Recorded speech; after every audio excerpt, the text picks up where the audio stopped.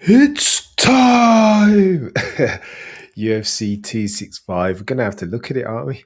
Let's talk about how good Cyril Gane is. Jeez. Out here looking like George St. Pierre. What the hell? I knew he was good.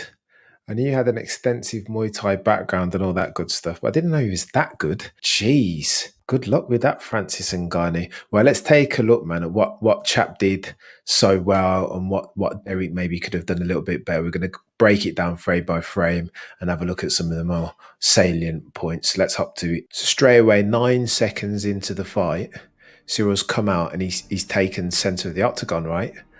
Knowing that Derek is a man that fights best going forward. He's not kind of like he's not a classic mixed martial arts guy, right? He doesn't fight very well going back or even on the back foot. And so Cyril's come out and he's made a statement. Okay, so you can see the first key interaction of the fight. So the Black Beast, let me just say this, for a guy that looks how he looks, he clearly doesn't take his diet or nutrition potentially as serious as he should be. But he's still a freak athlete, right? He throws the head kick with absolutely zero tell on it. Okay, so it's blocked. But nevertheless, man, you got to give the Black Beast credit. Now to the salient point of the fight. Take it on a couple of frames. What pops to mind here, make them miss and then make them pay. So Cyril Gane is super intelligent and defensively responsible. But not only is he going to block the high kick with no tell on it, once you slip, he's going to make you pay with the right hook, right? Immense. So Derek with his back against the fence. So Luke Thomas refers to this area as the line of death, right? Anytime you're outside of that octagon circumference, then you're in trouble because you've only got three options, right? You can either move left, right, or forward. You've restricted yourself, and so automatically you've made yourself a bit more predictable, right? Derek needs to get his back off the fence here, I think. The way that Cyril's bouncing up and down, shades of Lyoto Machida for me. That elusive, evasive approach, super on the toes, hands up doing one of these. Let's have a look. Let me move it on a couple of frames. In southpaw stance, and then he's doing one of these baiting things with his front hand, right? And then here he goes. Yeah, very reminiscent of Lyoto for me. So as well, another point to note. So similar to the Justin Gaethje Tony Ferguson fight, where Trevor Rittman says, "Take 30% off your punches, mate. You're trying to knock him out with every touch." Cyril comes out and he's just touching him, right? He's just giving him something to think about. Let's keep him thinking. Let's misdirect him. Leg kick here, jab there. He's kind of keeping Derek off. He's giving him something to think about. So again, what's key here is who owns the real estate. Derek's got his back to the fence. His movement options are limited. So Cyril can better predict exactly what he's going to do, as if Derek already isn't very predictable. Derek here reminds me, as far as MMA tools, he reminds me a lot of Deontay Wilder in that he's going to try and knock you out. There's no subtlety. There's no like skullduggery or misdirection. There's no look over here and then a leg kick comes. He's going to try and race forward and catch you something big and take you out. Cyril knows this, right? It's very predictable. I feel like in 2021, the era of the predictable fighters at high level, I feel like it's coming to an end, you know? Predictable overweight fighters. It's 2021. A guy like Cyril Gane, like he's going to kill you. You're just fainting, right? Just keeping Derek at bay, keeping him guessing. You can see Derek's hesitant. He doesn't quite know what to do because he doesn't know what's coming next. And then leg kick. Again, not a serious one. He's not put a lot of sauce on it. He's just giving him a tap, keep him at bay, keep him guessing. Let me get off first, says Cyril. Let's keep him guessing. He gives him another one. Just keep thinking about that, Derek. Then he goes for it again. This time Derek tries to check / grab. He's just got to deal with so many things. Derek, I feel bad for Derek in this position because he's quite literally multitasking, right? He's spinning plates in this game of very high level problem solving with dire physical consequences. He's got too many He's got too many things to consider because those are the different looks that Cyril's giving him, right? Cyril again, nice and loose. Lyoto Machida rest, just jumping back and forth, always on his toes. Derek, in contrast, flat-footed, waiting for that one big opportunity when he can cork the H-bomb, right? This here was getting loose. I just want to pull out this piece again because it kind of sheds some light on this material misdirection that I'm talking about. So he does the lateral step just to change the angle on Derek a little bit. Let's see what he does here. Huge feint. Right, so here I think his plan of action here was to actually deliver that jab, but he's seen that Derek's kind of bitten on it and he's kind of turned it into a feint, right? Derek has no idea which ones do I bite on, do I zig or zag. He's just been given too many looks, right? There are too many facets to Cyril's game here. He's a Swiss army knife of a mixed martial artist. He can do anything, right? Low leg kicks, he's got the Muay Thai, he's got the clinch, which we're going to see a bit later.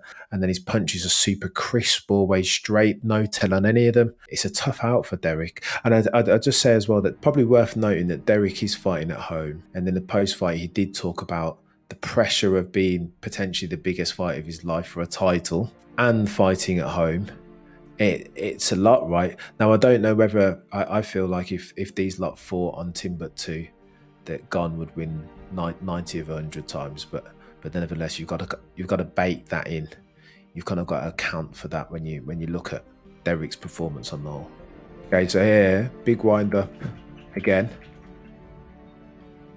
Derek takes the bait. Derek must be going loopy in his head. What do I do? Oh, I can't read this fella. He moves like a bantamweight, but he's heavy. What the hell? Who have you ever seen? I suppose you know what. It's reminiscent of Cain Velasquez for me. When Cain in his prime, sea level Cain, when he was in his prime, he used to move like this, right? Always on his toes, crazy kicks with no tell, wicked boxing. Just couldn't read him. You didn't know what he was going to do. Shades of Cyril, and that's high praise, right? Comparing Cyril to sea level Cain. He's going to give this a go. He's going to rush and try and land something substantial, right? See how this plans out. He hasn't even got close to him. So what should Derek be doing here? For me, Derek's chasing. What he should be doing is cutting the octagon off. I feel like what Derek's used to is being the quicker guy in there. Although he's got a bit of weight on him. Most of the time, these guys that he's fighting, he's loaded full of fast twitch.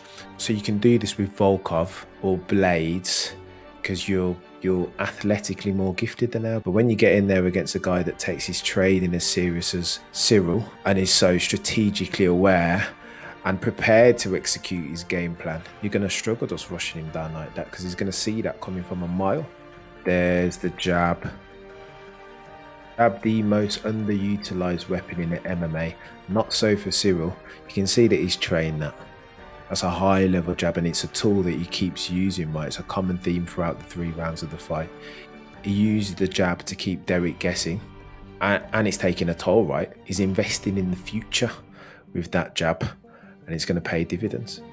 But then he starts to kind of heighten up, right? Almost start to do the peekaboo moves. Now, this is what I think we needed to see from Derek if he was to have a chance of victory. He needed to move his head and kind of like find a way in, properly like tighten up, move in with the head movement. So I think there we see a glimpse of what Derek should be doing. It is just a glimpse and he abandons that and starts rushing again. And ultimately, Cyril, the Frenchman, is going to see everything coming again. Okay, so Cyril's backed him up again here. Distracted him with the lead hand being right since he's in southpaw. And let's have a look what he does next. Yeah, have a look at this, mate. And take that leg kick whilst you're there. And then why don't you take this one for good luck as well? Boom! So that one hurt. So that's no longer 80%, right? He's put a bit more sauce onto that one. But the way that he's reacted, I don't think he's looking to take too many more of those. So 2 minutes 17 left in a round. Let's see what Derek can do, what he chooses to rebuttal with. Don't load up, Derek. But this is the only plan that the Black Beast has. Cyril's almost gone before the attack even comes. He's seen it coming from a mile away. Derek has been unsuccessful in closing the distance there, and that's what his whole game is predicated on. Why don't you have that low leg kick for your troubles? What does Derek do again? Same thing. Predictable Lenny Derek. Elu. Not good enough. And then, on top of that, what are we supposed to be doing here? Cutting off the octagon, Elu. Not a whiff of it, mate. You've just chased him and he's made you look a bit silly there, mate. So then another tool. This. Investing in your future, my coach used to call it. The Muay Thai teep. If you get one of those to your solar plexus, mate, it's a wrap. So he starts utilising that. And again, come round 3 with a couple of minutes left, you can see that Derek is disenchanted. And the reason why you see that in a fighter's eyes is because of low kicks and teeps. They're cumulative damage, right? They mount up, and ultimately that's what will let you take someone out late on in a fight. Okay, so Derek rushing forward again. Let's see what happens this time. He's done that a couple of times within a couple of minutes, right? And now Cyril, being so high level in mixed martial artists, reads it clean. Look at this. There we go. Oof. Tags him clean with the right hand. Make them miss and make them pay. And clinches to avoid the danger. Floyd Mayweather-esque in his levels of defensive responsibility there. But again, look where we are. So Derek's just allowed him to circle out of danger and take the centre of the octagon again. Being here doesn't lend itself well to Derek winning this fight. He doesn't do his best work on the back foot, nor with his back on the cage. So Cyril's stacking the probability in his favour, right? I'm going to play this portion through. Derek's going to throw pseudo head kick. I think that's intended to be a head kick. It doesn't quite make the mark. Cyril sees it coming from miles away and blocks it as well. I think as Derek again tries to rush, follows up. Huge miss with the big right hand. Cyril's starting to become near in the matrix, right? You're seeing all the bullets coming, and he's kind of blocking them and moving away from them. Starting to feel himself a little bit. And then he retakes the centre of the octagon. Boom. Huge jab. Boom. Huge right hand. Both from orthodox. The switching is key. That's not something that Derek took note of. And then he's taking advantage of Derek resetting and taking a bit of a breather. And then whilst you're resting, mate, have a look at this jab. Oh, no, it's not a jab. Look at Derek's hands. Derek is fully anticipating the jab coming over, by which time it's too late to check. He's just a bit of a Rubik's Cube of a mixed martial artist, right? Every time he comes up to you, you don't know what he's going to give you. And that's the beauty of mixed martial arts. High-level skullduggery with dire physical consequences. Oh, look, here's the jab. It's not a jab, it's a low kick. Brilliant. And then, so I've just given you the leg kick and you felt that pain. So that's obviously at the forefront of Derek's mind. And then let's have a look what comes next. Boom. Jab to the dome. So again, that's a power jab, right? You can see the way Derek's kind of turtled up. He's felt that one.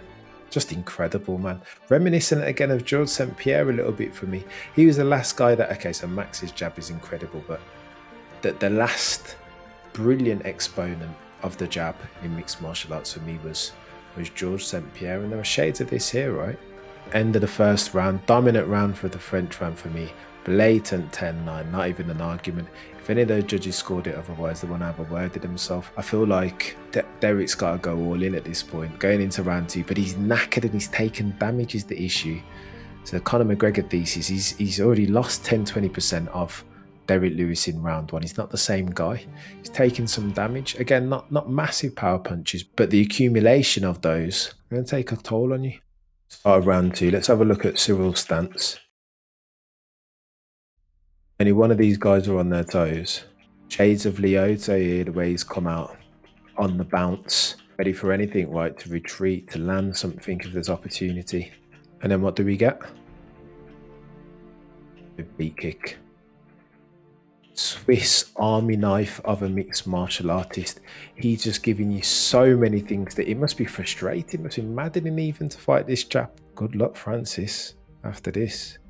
He hasn't defended it poorly, but it doesn't seem like an attack that he's drilled or trained extensively.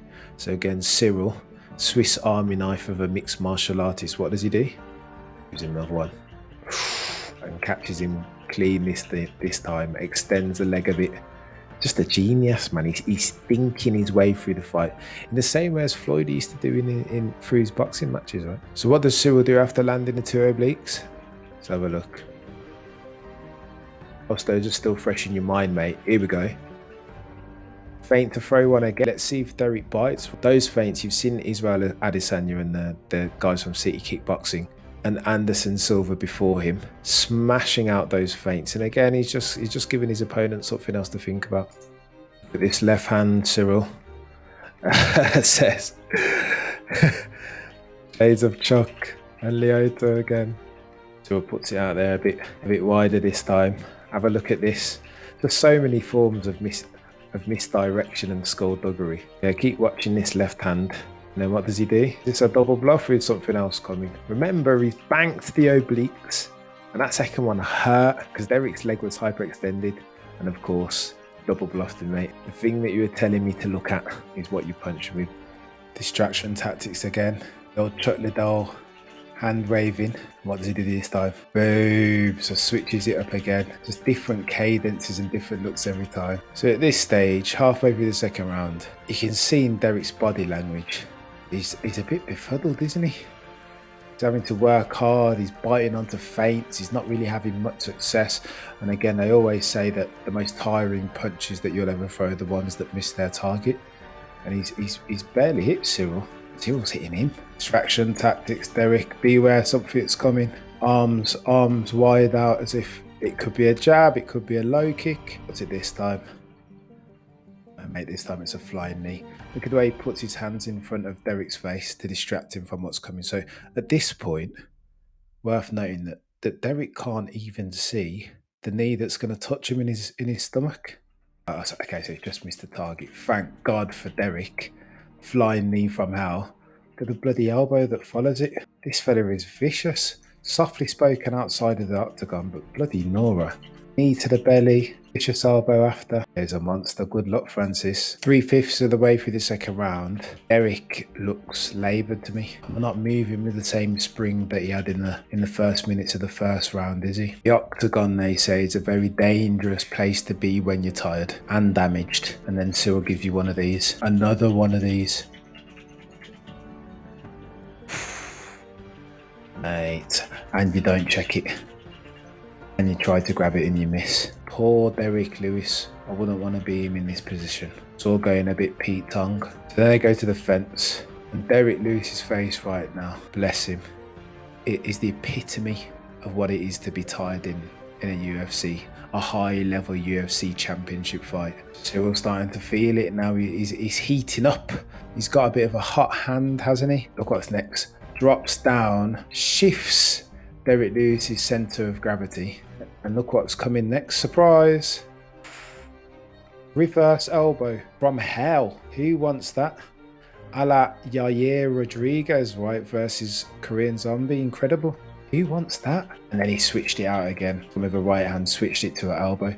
Absolutely ridiculous, man. Derek was on the end of some serious punishment here. I didn't realise it when I first watched it round, but re-watching, the end was nigh. The accumulation of damage that Derek has taken at this point, no one can withstand that. Derek's still dangerous at this point, mind. I say all that, I'm being tired. He's almost most dangerous when he's starting to play possum. So he does the lateral move off to his right, and then look, oh, I'm going to move again. No, I'm not. Comes with the H-bomb, the massive right-hander. But again, word to Cyril's defensive responsibility. Look, he's seen it coming, and not only has he seen it coming, he's got his left hand high right here, ready to block.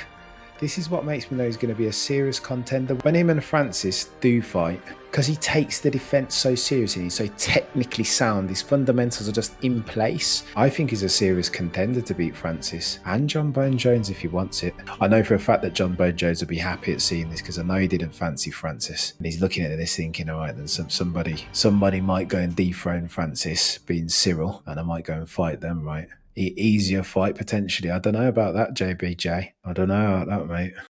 Let's follow this action through. So you ducked under, and then left hook's got to be coming surely. Oh, right hook. Oof. They can miss and make them pay. Cyril gone. At this point, Derek is really tired. He's plodding, whereas he was following with a bit of explosion before. He's kind of breathing. The cardio's been taxed. So I want you to have a look at this. Testament to exactly how tired Derek Lewis is. He throws the jab with a view to throw the right hand. You see his left leg buckle? I think that's an accumulation of the damage from the leg kicks, but also he's just knackered. He's just tired at this point. Taken a lot of damage. He's been very explosive and not hit anything. He's hit nothing but air. He's shattered down. So now Derek's tired. What's next? Hail Mary, surely. Got to do something to get this chap out of there because it's not going to go otherwise. Hey, up. Good attempt. Bless him. He tried. He didn't get close. Oh. Right. So there, Eric, he's seen that from a million miles away. Don't load up the right hand like. Argh. Only Dan Henderson could get away with that. Cyril's too high level not to see this coming. The inevitable right. He didn't even get close, so he didn't throw it because he knew. Sensible pullback. But what should we be doing here, Derek? Cut the octagon off to no avail. He didn't even try. Maybe because you don't know, or maybe because you were just knackered. But don't do that if you're not going to cut off the octagon. That's not sensible. Note to the UFC production crew: surely get a French translator in at Cyril's corner. Want to be able to hear what they're saying, mate? That adds to the sauce. Want to hear the tactical discussions, what they're coming out, what their plan is for round 3. Sort it out, Dana. Bouncing on his toes like it's the first round, eh? Fighting out the southpaw stance, yeah. So let me talk to stance switching for a second. So as a boxer, I was taught I'm orthodox, so I need to fight orthodox. Mixed martial arts, this is a really good example of where mixed martial arts has taken on the game. Stuff that Tyson was doing like 20 years ago, or even longer, right, 30 years ago nearly, has now found its way through to high-level mixed martial arts. So these guys are able to fight equally well out of either stance. And they're using the transition between stances to confuse their opponents now. So managing distance and then simple little stance switch confuddles the matter even more, right? Especially, imagine Derek now, all the other things that, so low leg kicks, obliques, teeps, bloody straight jab, hooks from all corners, right hand, 1-2 punch, knees, the amount of things that he's got to worry. Now he doesn't know where the jab or what. It's just daft, mate. Good luck fighting this French man. No chance. Here he goes with the arm again as a distraction. He's just always bouncing as well, isn't he? Reminds me a tal of Tito Trinidad, the way he remember Tito used to be on the ball of his right foot. He always had that left hook cocked, ready to go, right? And there we go, another leg kick. At this point, Derek's just like, W2F, mate. I don't know what's coming. I don't know what's coming. Probably even if he did know what's coming, I don't think Derek's the guy. Similar to Conor, I don't think Derek's the guy to be checking kicks. He's not a Muay Thai master, is he? He's a H-bomb thrower like Hendo. So I'm going to break this sequence down. This piece epitomizes the level of confusion that Derek must be feeling. So let's have a look. So again, Cyril centre of the octagon, of course, stacking the odds in his favour by managing the landscape. Half kick. Okay, so Derek does well. Didn't check it per se, but he gets his leg up and take off some of the sauce off the kick. Oh, feint. Feint followed instantaneously by looping right hand. What do you do if you're Derek Lewis here? The dude is too athletic. He is too strategically capable, and the execution of the game plan is just impeccable. What do you do if you're Derek Lewis? Watch what comes next. To be mindful of the fact that Cyril's cottoned on that he's done some damage here. You can tell that by the way that Derek's picking up his foot already to check in anticipation. So he doesn't like those leg kicks, and clearly Cyril's done some some material damage to it, hence why Derek's trying to anticipate it. So Cyril sees that, shows him what he was looking for. So it's ever so slight leg kick feint with the hips, you know, the same with Adesanya, the one that we talked about before. Derek's bit onto it. Smashed him with a jab. A right hand that's missed ultimately. That is incredible fight IQ. He's picked up on the fact that the leg kicks are killing Derek. Feinted one low and come high with punches. Go on then, let's play some Cyril Gane Russian roulette. What's coming next? Let's try and read this one in slow motion. On the toes again. Okay, so bearing in mind he's feinted the leg kick just now and come high. I don't want any more punches if I'm Derek, of course. And that one's got some sauce on it, hasn't it? No more 80%. He's well aware that Derek lacks the mobility to defend these sort of things, or the energy, or the cardio. And so he's starting to put some sauce in it. Just genius. 3:25 left, round 3. The end is nigh. And Derek's mobility has been seriously compromised. Of course, give him another low leg kick. Brutal. Absolutely brutal. So this is the beginning of the end. You saw how desperately Derek was trying his best to get the leg up to check. When a dude who traditionally isn't necessarily that invested in checking leg kicks, trying to do everything he can to get the leg up, that's when you know he's compromised. So as Derek's rushing in, watch this. How beautiful is this timing? Oh, just catches him on the way in. Brilliant. So Cyril's starting to feel himself. It gets a bit too confident, takes one, but gives one to Derek on the way coming in. I think Cyril's feeling that Derek's power and his energy is dwindling, and so he's more willing to exchange at close range now. Feinting. Let's have a look at this one.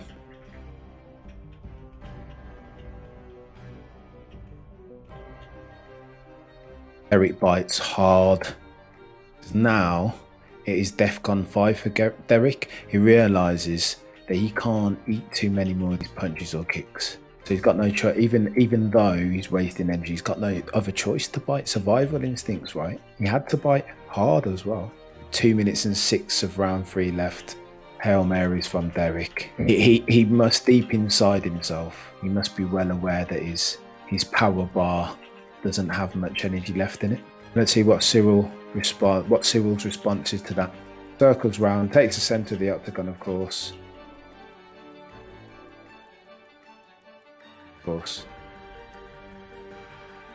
Bane's coming high, goes low with a leg kick. So look, Derek can't even stand up straight at this point.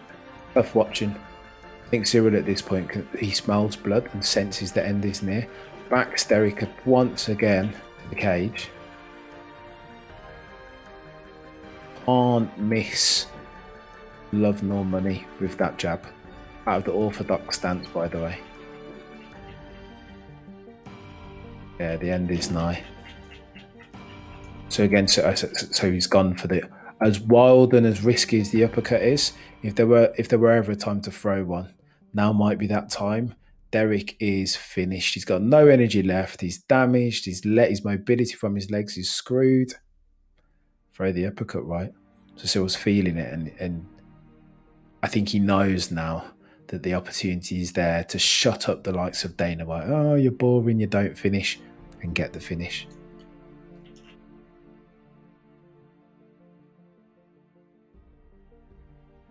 The 80% punches have gone now. These are H-bombs, each and every one. Beginning of the end there. Tough to watch. I think if Cyril never got excited here, he potentially could have thrown one of those to the body, right? Made his life a little bit easier and brought the end on a bit sooner. Cyril knocks him down. As Derek's on his way up. Brilliant timing, by the way. You know, there always fighters. I've seen many a fighter get into this stalemate because of the unified rules and no need to a downed opponent. But he waits, switches, and here we go. There's the knee from a man that's done a lot of Muay Thai, deep Muay Thai experience. So I think again that's the straw that broke the camel's back for Derek, I think. And then what's Dan doing here? Dan Mergliotta, the genius, stops the action to make sure Derek's got his gum shield in. Poor Stan. Timing any. Why don't you let the action come to a lull first? Cyril's about to get a stoppage. Can you imagine if Derek had gone and knocked out Cyril on the back of this? Referees need to stop getting out their own way and getting out of fighters' ways. Give yourself a bad name for decisions like that, Dan. Timing. Wait for a lull in the action, mate. I'm gonna critique Cyril a little bit here. He does what Stipe Miocic did second time around against Francis Ngannou, in that he was nearly there and gets reckless. You don't want to be involved in those exchanges. So an uppercut is super risky at the best of times. Again, Derek being Derek, you got to watch out for him. I get it. He's dwindling. But just be careful here. Look at this. This could have ended very different. So he's missed the uppercut. What's coming? Okay. This is what Stipe, key point here. This is exactly what Stipe Miocic didn't do. Hands up at all times. So it looks like what Cyril's done here, that he's drilled in training. He knows that Derek's biggest and baddest punch is his right hand, the looping right hander. Look at Cyril's left arm. Stop defending. It's brilliant. Absolutely sick. We don't see that defensive response, or the attention, that level of attention to defensive responsibility. We don't see that very often in mixed martial arts. Hence why, again, citing Lyoto, this could potentially be a long Cyril Gane era. Really long. Could dominate. I think it's fitting that their final exchange, jab from southpaw stance from Cyril, Hail Mary from Derek, misses by miles, and let's make him miss, make him pay. It's effectively a pull counter and pieces him up with the left hand. Derek's done now. Hammer fist from back mount. These look like they're landing on the back head, but landings really. And that's all she wrote. Cyril Gane, your interim heavyweight champion.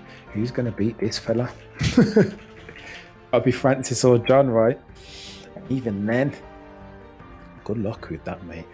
I will caveat this performance with the fact that Derek, as a mixed martial artist, if you can call him that, has very clear flaws. He's a very blunt tool, and it is very easy to read him. So whilst this was a brilliant performance, it was against a flawed opponent, if we can say that. Johnny Bones Jones versus Cyril will be a very different proposition, because we know how layered the Johnny Bones Jones game is. Francis, let me know where you're going to put your money in that fight, because I don't know. Francis carries the H-bomb of H-bombs, right? But I'm not sure if a drilled Cyril Gane lets him touch him, and much worse, lets him touch him without taking something back. Gonna be a good fight. Cyril's ignited the heavyweight division, lit it aflame. Unbelievable. Let me know your thoughts in the comments. Wicked UFC. I'm going to try and break down some of the other fights on the card, but that'll have to come later in the week. Thank you again for watching. I've been Cameron. See you on the next episode. Peace.